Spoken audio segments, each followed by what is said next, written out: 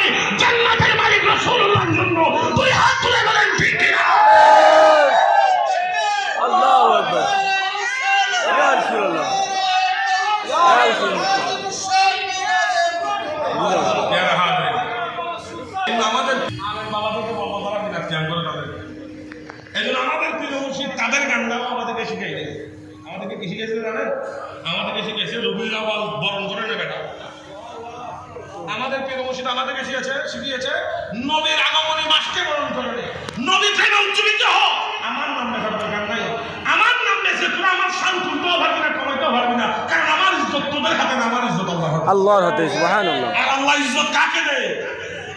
এই পর্যন্ত যাদের কবর খোলা হয়েছে তাদের লাইফ স্টাইলের মধ্যে, তাদের পুরো ইতিহাসের মধ্যে, তাই সেই মাজার মুরাদদের পুরো ইতিহাস, পুরো সাবজেক্ট উঠিয়ে দেখেন, চরিত্র উঠিয়ে দেখেন, তাদের কোনো চরিত্রের মধ্যে 501 নম্বর নেই।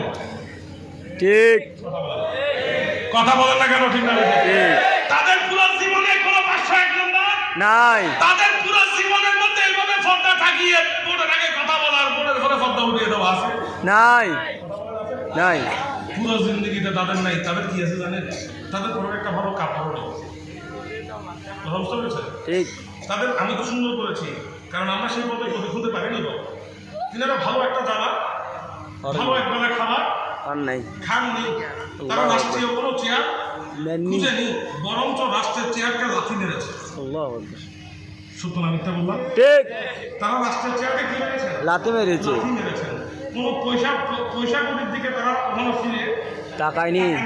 আজকে আমরা যারা সুফি ঘরানা আছে, আমাদের পুরো বালাম খাতা উঠে দেখেন, আমাদের কোনো রেকর্ড নেই যে আমরা দরকারে মাহফিলের মধ্যে টাকা নিয়েছি। কোনো রেকর্ড বলতে পারবে না, আমাদের কোনো রেকর্ড নেই।